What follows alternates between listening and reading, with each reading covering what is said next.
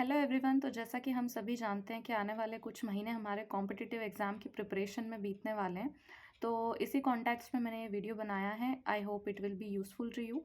और इस वीडियो में हम देखेंगे कुछ ऐसे लेसन्स, कुछ ऐसे पॉइंट्स जो हमें याद रखने चाहिए जब हम एक कॉम्पिटिटिव एग्ज़ाम की तैयारी कर रहे हैं। तो सबसे पहली चीज़ इसमें इम्पॉर्टेंट ये होती है कि आपको खुद पे भरोसा होना चाहिए।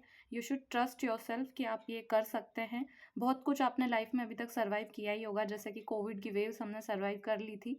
तो ज़ाहिर है कि हम एग्ज़ाम्स, तो it's just a exam, okay. तो कर ही लेंगे हम इसे। आप अपने आप पे भरोसा रखिए, सबसे इम्पॉर्टेंट चीज़। उसके बाद कुछ पॉइंट्स हैं जो याद रखने के लायक हैं, याद रखने चाहिए। जैसे कि आप अपने रिसोर्सेज को लिमिट कर लीजिए। बहुत सारे बुक्स आप ना खरीदें। मार्केट में बहुत सारी बुक्स आ गई हैं, बहुत सारा मटेरियल आ गया है एग्ज़ाम पॉइंट ऑफ व्यू से।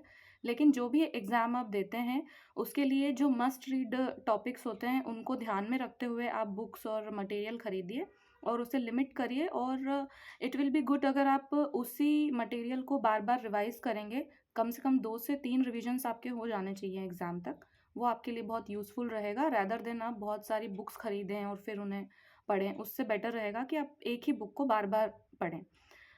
उसके अलावा आपको कोई भी बुक लेने के पहले या कोई भी मटेरियल खरीदने के पहले ध्यान रखना चाहिए कि प्रीवियस ईयर क्वेश्चन पेपर्स को आपको एक बार एनालाइज कर लेना चाहिए। जो भी इम्पोर्टेंट टॉपिक्स होते हैं, जो रिपीट होते हैं टॉपिक्स, या कुछ क्वेश्चंस ऐसे होते हैं जो कुछ टॉपिक्स से क्वेश्चंस लगातार आते ही हैं हर साल। इन बातों को ध्यान में रखते हुए आपको मटेरियल खरीदना चाहिए। बहुत ज़्यादा पीडीएफ डाउनलोड करना या नेट पे सर्च करना वो आपके लिए फ़ायदेमंद नहीं रहेगा। उसकी बजाय आप पहले प्रीवियस ईयर क्वेश्चन पेपर्स को एनालाइज करिए और फिर आप मटेरियल को खरीदिए। इसके अलावा आपको मॉक टेस्ट प्रैक्टिस ज़रूर करना है। उसके बिना कुछ भी पॉसिबल नहीं हो पाएगा। तो आप किसी भी एक कोचिंग से या ज़्यादा से ज़्यादा किसी 2 कोचिंग से आप मॉक टेस्ट परचेस कर लीजिए, या फिर मार्केट में भी बहुत सारे मॉक टेस्ट पेपर्स अवेलेबल हैं। तो आप उन सैम्पल पेपर्स को आप हर संडे को आप एक टेस्ट दे सकते हैं, या वीक में 2 बार, जैसा भी आपको ठीक लगता है। आप टेस्ट ज़रूर दीजिए। मॉक टेस्ट लगाना बहुत इंपॉर्टेंट है, ओके। इसके अलावा आपको मॉक टेस्ट को एनालाइज करना है। आपका जो भी मॉक टेस्ट है वो यूज़फुल नहीं साबित होगा आपके लिए अगर आप उसको एनालाइज नहीं करते हैं टेस्ट देने के बाद। तो मेक श्योर कि आप अपना मॉक टेस्ट पेपर एनालाइज करें ठीक से, क्या गलतियां हैं उनके लिए भी। इनफैक्ट आप एक मिस्टेक बुक बना सकते हैं, जो कि मैं हमेशा बनाती हूँ अपनी तैयारी के दौरान। तो मिस्टेक बुक में आप अपनी गलतियां लिख सकते हैं। जो जो भी टॉपिक्स पे आप लगातार बार बार गलतियां करते हैं उन्हें आप अपनी कॉपी के अंदर लिख सकते हैं, एक मिस्टेक बुक के अंदर लिख सकते हैं, जिससे कि आपको रिवाइज करने में ईजी रहेगा और आपको पता होगा कि आपका एरिया, जिस एरिया में आप लैग कर रहे हैं वो एरिया कौन सा है। तो प्लीज़ आप एनालाइज करिए मॉक टेस्ट को। इसके अलावा आप किसी भी एक सब्जेक्ट, एक टॉपिक या एक क्वेश्चन पे स्टक नहीं होना है। हमें फंसना नहीं है कहीं भी कि एक ही सब्जेक्ट हमारा फेवरेटिज्म वाली चीज़ कर ली है कि एक सब्जेक्ट बहुत पसंद है, हिस्ट्री बहुत पसंद है या ज्योग्राफी बहुत पसंद है और आप वही पढ़ रहे हैं लगातार, तो इट वॉन्ट हेल्प यू। तो ये सही रहेगा अगर आप हर एक सब्जेक्ट को टाइम वाइज डिवाइड कर लें और उसके हिसाब से आप प्रिपरेशन करें अपनी। इसके अलावा एक और इम्पॉर्टेंट फैक्ट है, एक इम्पॉर्टेंट लेसन है जो आपको हमेशा याद रखना चाहिए किसी भी कॉम्पिटिटिव एग्ज़ाम की प्रिपरेशन करने के दौरान। वो ये होता है कि आपको खुद को विक्टिमाइज़ नहीं करना है, ठीक है। अगर आपने प्रीवियस ईयर्स में कभी भी फेलियर फेस किया है तो इसका ये मतलब नहीं है कि आप अपने आप को विक्टिम बना लें। आप ये सोचें कि किसी ने हमारी हेल्प नहीं की, या हमें राइट गाइडेंस नहीं मिला, या हमारा मटेरियल ख़राब था, या हम खुद ख़राब हैं, हम में कुछ कमी है कि हम कर नहीं पाए। इस तरीके से विक्टिमाइज़ करने से सिर्फ आपके अंदर नेगेटिविटी आएगी। और हो सकता है कि इस साल आप क्लियर कर लें, लेकिन उस नेगेटिविटी की वजह से हो सकता है कि आप इस बार भी ना कर पाएँ। तो आपको अपनी जो नेगेटिविटी है, जो खुद को हमने विक्टिमाइज़ कर रखा है, दूसरों को ब्लेम ब्लेम गेम जो हम करते हैं, हमेशा किसी न किसी को ब्लेम करते हैं हमारे फेलियर्स के लिए, ये सारी चीज़ें हमें यहीं रोक देनी है और नए साल में नई तैयारी करनी है, नए जोश के साथ, ओके। इसके अलावा आपको एक स्टडी प्लान ज़रूर बनाना है जो कि आपकी बायोलॉजिकल क्लॉक को सूट करता हो। ये पॉइंट बहुत ज़रूरी है। बहुत सारे लोग ये करते हैं कि रात को बहुत लेट तक पढ़ते हैं या दिन में सुबह बहुत जल्दी उठ जाते हैं। डिपेंड करता है कि आपका बायोलॉजिकल क्लॉक क्या है, आपके बॉडी क्या हेल्प, किस तरीके से आपकी बेटर हेल्प कर सकती है। ये नहीं करना है कि आप रात को पढ़ने वाले हैं, लेकिन सुबह उठने की कोशिश कर रहे हैं बहुत टाइम से और नहीं कर पा रहे हैं, तो वो आपको कुछ भी हेल्प नहीं होगी उस चीज़ से।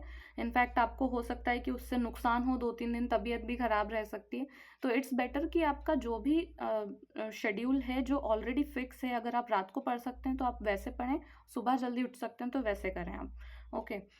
इसके अलावा आपको प्रैक्टिकली अचीवेबल प्लान्स बनाने हैं। आपको कभी भी ऐसे टारगेट सेट नहीं करने हैं जो कि प्रैक्टिकली अचीवेबल ना हो। हम ये करते हैं ज़्यादातर केसेस में कि बहुत बड़े-बड़े टारगेट्स बना लेते हैं बहुत छोटे टाइम में पूरे करने के लिए, और जो कि पॉसिबल नहीं हो पाता है। फिर हम उस चीज़ पे रिग्रेट करते रहते हैं पूरा दिन कि हमने ये सेट किया था टारगेट और हो नहीं पाया। तो वो चीज़ आपके लाइफ में और भी ज़्यादा नेगेटिविटी क्रिएट कर देती है। इसकी बजाय आप अचीवेबल गोल्स बनाएँ, ऐसे छोटे टारगेट्स बनाएँ, और साथ में आप टाइमर का यूज़ करें जब भी आप पढ़ाई करते हैं। वो आपको आपके टारगेट्स अचीव करने में बहुत हेल्प करेगा। ओके। इसके अलावा आपको हर दिन का टास्क कंप्लीट करना ही है। जैसा कि मैंने कहा कि आपको अचीवेबल गोल्स बनाने हैं, ऐसे टारगेट सेट करने हैं पढ़ाई के लिए, जो ऐसे प्लान्स बनाने हैं जो कि आप अचीव कर सको। तो आपको फिर उसको एवरीडे टास्क को चाहे जो भी हो जाए, आपको नो मैटर जो भी हो रहा है आपकी लाइफ में, लेकिन आपको वो कंप्लीट करना ही है फिर। इसके अलावा जब भी आप कोई टारगेट अचीव कर लेते हैं, जैसे कि छोटे टारगेट्स की मैं यहाँ पे बात कर रही हूँ कि हमें इतने चैप्टर्स कंप्लीट करने हैं या ये सब्जेक्ट हमको इतने दिन में कंप्लीट करना है। तो जब भी आप टारगेट को अचीव कर लेते हैं तो मेक श्योर कि आप अपने आप को कोई रिवॉर्ड दें। ठीक है, रिवॉर्ड इज़ रियली इंपॉर्टेंट, वो आपको आगे बढ़ने के लिए पुश करता है। तो मेक श्योर कि आप खुद को रिवॉर्ड दे रहे हैं। एक छोटा सा रिवॉर्ड कुछ भी हो सकता है, वो कोई आउटिंग हो सकती है कि आप कहीं बाहर घूम कर आ गए, जैसे कि बहुत दिनों तक स्टूडेंट्स घर से निकलते नहीं हैं, तो रिवॉर्ड के तौर पे आप अपने आप को बाहर घूमने जाना दोस्तों के साथ, या दोस्तों से मिल लेना, या एक चॉकलेट ही एक रिवॉर्ड चॉकलेट भी होता है कि हाँ, हमें बहुत पसंद है कोई चीज़ खाने के लिए, तो हम वो अपने आप को दे सकते हैं। वो आपको आगे बढ़ने के लिए बहुत एनर्जी देगा, पुश करेगा कि हाँ, हम कुछ भी अचीव करते हैं तो हम उसके बाद खुद को रिवॉर्ड देते हैं। ओके। उसके अलावा जब, जैसे मैंने आपको बताया कि एक टाइमर आपको ज़रूर सेट कर लेना चाहिए। एक रूल होता है, या तो आप 50-10 वाला रूल अप्लाई करें, या फिर आप 25 एंड 5 मिनट्स वाला रूल अप्लाई करें। ये रूल ये कहता है कि आप 50 मिनट अगर पढ़ रहे हैं तो इसके बाद आपको 10 मिनट का ब्रेक ज़रूर लेना है। Okay, break is really important, ताकि आप अपना माइंड को रिफ़्रेश कर सकें। तो आप ये ज़रूर ध्यान में रखिएगा कि अगर आपने पूरा 1 घंटा स्ट्रेच में पढ़ा है या 50 मिनट स्ट्रेच में पढ़ा है, तो उसके बाद आप 10 मिनट का ब्रेक ज़रूर दें खुद को। इसके अलावा जो नेक्स्ट इम्पॉर्टेंट बात होती है वो ये कि वीकली ब्रेक्स ज़रूर लेना है आपको। हम ये करते हैं कि हम बिल्कुल अपने आप को स्ट्रेच करते रहते हैं, पढ़ते रहते हैं लगातार कुछ दिनों तक, हफ्तों तक पढ़ते रहते हैं, और फिर हमको कुछ भी बीच में ब्रेक नहीं मिलता है, या हमारी कोई हॉबी है तो हम उसको बीच में छोड़ देंगे। ऐसा बिल्कुल भी नहीं करना चाहिए। वीक में आपको 1 दिन गैप ज़रूर लेना चाहिए। अ, चाहे आप अपना मॉक टेस्ट लगा लेने के बाद संडे को पूरा दिन अपने आप को फ्री दें, लेकिन आपको रिफ्रेश करना बहुत ज़रूरी है अपना ब्रेन। ओके, तो मेक श्योर कि आप खुद को ब्रेक्स दें। इसके अलावा डेली एक्सरसाइज, ये चीज़ मैं इसलिए बोलती हूँ क्योंकि फिज़िकल एक्सरसाइज आपको मेंटली भी फिट रखती है। अगर आप फिज़िकली कुछ भी पेन से गुजर रहे हैं, कुछ भी आपको जैसे कि हेडेक हो रहा है, या आपको नींद पूरी नहीं होने के कारण कुछ चक्कर आना, सर दर्द, पेट दर्द, ये सब चीज़ें जो होती है, ये सारी अवॉइड करने के लिए आपको फिज़िकल एक्सरसाइज करना बहुत ज़रूरी है। तो सबसे ईज़ी जो मुझे लगता है वो है सूर्य नमस्कार। आप डेली सूर्य नमस्कार कर सकते हैं, 5 या 10, जो भी आपको ठीक लगता है, जितना आपको लगता है कि हाँ, हमें करना है इतना, आप टारगेट बना के उतना कर सकते हैं। और मेडिटेशन आप ज़रूर कीजिए। एक विपस्सना मेडिटेशन होता है जिसके बारे में आपको यूट्यूब पे बहुत सारे वीडियोज़ मिल जाएँगे। एक विपस्सना मेडिटेशन का लिंक मैं भी आपको दे दूँगी, जो कि आप डेली फॉलो करें। अगर 10 मिनट, 15 मिनट भी आप करते हैं तो it will really help you. Okay, तो मेक श्योर कि आप मेडिटेट कर रहे हैं, आप एक्सरसाइज कर रहे हैं। ये सारी चीज़ें आपको अपना जो स्टडी रूटीन है उसको फॉलो करने में हेल्प करेगी। इसके अलावा मैं ये एक चीज़ आपको सजेस्ट करूँगी कि आप अपनी कोई भी हॉबी छोड़ें ना। जैसे कि मुझे डांस करना पसंद है, तो मैं दिन में एक बार ज़रूर मैं कोशिश करती हूँ कि 5 मिनट के लिए ही सही मैं एक सॉन्ग प्ले करूँगी और डांस करूँगी। मुझे कोई देख रहा है या नहीं, या कोई मज़ाक उड़ा रहा है या जो भी कर रहा है, लेकिन वो चीज़ मुझे एक फ़िज़िकली भी एनर्जाइज़ करने का काम करती है। और क्योंकि वो मेरी हॉबी है, तो मुझे ऐसा नहीं लगता है कि मैं सिर्फ़ पढ़ रही हूँ, कुछ उसके अलावा भी मेरी लाइफ़ में है।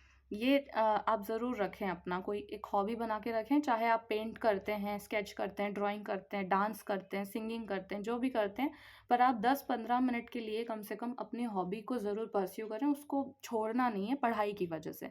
इसके अलावा कंसिस्टेंसी बहुत इम्पोर्टेंट है। आप ये ध्यान रखिएगा कि आप डेली पढ़ रहे हैं कुछ घंटे, आपका एक बंधा हुआ टाइम होना चाहिए कि इतना टाइम ज़रूर आप पढ़ाई को डेडिकेट करते हैं, कि चाहे जो भी हो रहा है, ओके?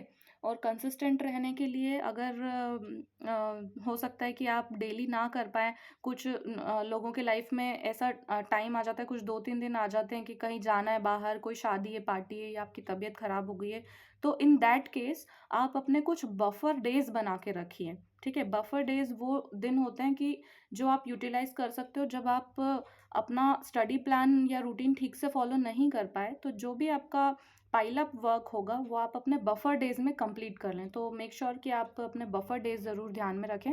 आप वीकेंड पे रख सकते हैं, जो भी आपके वीकली टारगेट्स हैं अगर बच गए हैं, तो सैटरडे को आप कंप्लीट कर सकते हैं, या संडे में मॉक टेस्ट के बाद 1-2 घंटे में आप वो टॉपिक्स ले लीजिए। और बहुत ज़रूरी है ये चीज़, क्योंकि बफर डेज़ नहीं होंगे तो हमारा जो पाइल अप वर्क होगा वो एग्ज़ाम तक पाइल अप होके ही रहेगा, आप उसको नहीं कंप्लीट कर पाएँगे। ओके।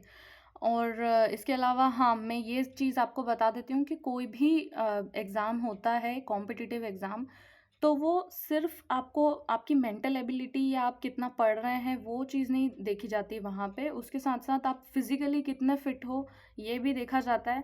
हाँ, ऐसा ज़रूरी नहीं है कि हर एग्ज़ाम में आपको रनिंग करवाई जाएगी, या आपको फ़िज़िकल जो पैरामीटर्स होते हैं, उस पे फ़िट होना है, वो मैं नहीं कह रही हूँ। मैं एक्चुअली ये कहना चाह रही हूँ कि जो फ़िज़िकल फ़िटनेस जो ये एग्ज़ाम्स डिमांड करते हैं, जैसा कि आपको हमेशा आप जब पढ़ने बैठ रहे हो तो किसी न किसी तरह का पेन हो रहा है जो आपको परेशान कर रहा है, ये नहीं होना चाहिए। बॉडी में किसी तरह के पेन या क्रैम्प्स होना, या मेंटल जो भी आपके ब्रेकडाउन्स हैं, जो भी आप अगर आप डिप्रेस्ड हैं, या जैसे कि बहुत सारे लोग क्योंकि कोविड वेव्स के दौरान डिप्रेशन में थे, और स्पेशली स्टूडेंट्स, क्योंकि एग्ज़ाम कंडक्ट नहीं हो पा रही थी। फिर उसके बाद बहुत सारे हमारे लाइफ के फेलियर्स भी हो सकते हैं पुराने, किसी भी तरह का एग्ज़ाम में, या जो भी आपके लाइफ में जो भी प्रॉब्लम्स रही हों, उसकी वजह से जो इमोशनल और मेंटल प्रॉब्लम्स जो हम फेस करते हैं, आप कोशिश करिए कि आप मेडिटेशन के दौरान उन चीज़ों को अपने से सॉल्व कर पाएँ।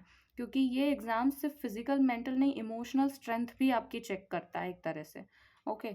और एक और चीज़ मैं आपको यहाँ पे बताऊँगी कि पॉज़िटिव अफ़र्मेशंस आप ज़रूर ध्यान रखें। आप कोशिश करिए कि रात को सोने के पहले जो जितना टाइम आपके पास होता है, जब तक नींद नहीं आ जाती, और सुबह भी जब जैसे ही आपकी नींद खुल जाती, आपको उसके बाद ये 2 वक़्त होते हैं जब आपका सबकॉन्शियस ब्रेन बहुत एक्टिव होता है। तो रात को सोने के जस्ट पहले, और सुबह उठने के जस्ट बाद। तो इस दौरान आपको कोशिश करना है कि आप जो भी बोल रहे हैं, जो भी सोच रहे हैं, आपके दिमाग में जो भी बातें आती हैं, वो पॉज़िटिव हों। मेक श्योर आप ये करें। ये चीज़ आपको एग्ज़ाम में बहुत हेल्प करेगी, क्योंकि आपका जो ब्रेन है, उसको आपको अगर एनर्जीज़ जो हैं आपकी, उसको आपको पॉज़िटिवली चैनलाइज़ करना है, या ब्रेन से आपको पूरा आउटपुट चाहिए, तो आपको कोशिश करनी पड़ेगी कि आप उसमें जो इनपुट दें, वो पॉज़िटिव ही हो। कोई भी नेगेटिव थॉट या किसी तरह का डर लेके आप रात को ना सोएँ और सुबह उठें ना। इस दौरान ज़रूर आप ये चीज़ ध्यान रखें। इसके बारे में मैं तो बहुत परफ़ेक्ट इंसान नहीं हूँ कुछ ज़्यादा बताने के लिए, लेकिन पॉज़िटिव अफ़र्मेशंस के बारे में आप यूट्यूब में या गूगल में सर्च करके और भी जान सकते हैं, पढ़ सकते हैं। और कोशिश करिए कि आप जो भी अटर कर रहे हैं, जो भी बोल रहे हैं, जो भी सोच रहे हैं, उसमें एक पॉज़िटिविटी हो कि हाँ, मैं कर सकता हूँ, कर सकती हूँ। ये ज़रूर होना चाहिए। इसके अलावा आप ध्यान रखिएगा कि अगर आप हॉस्टल में रहते हैं या घर में रहते हैं, तो भी अगर आपके आसपास कुछ नेगेटिव लोग हैं, तो ये बहुत ज़रूरी है कि आप किसी भी तरह का आर्ग्यूमेंट अवॉइड करें, क्योंकि एग्ज़ाम प्रिपरेशन के दौरान अगर आप किसी आर्ग्यूमेंट में उलझते हैं, तो लॉस विल बी योर्स।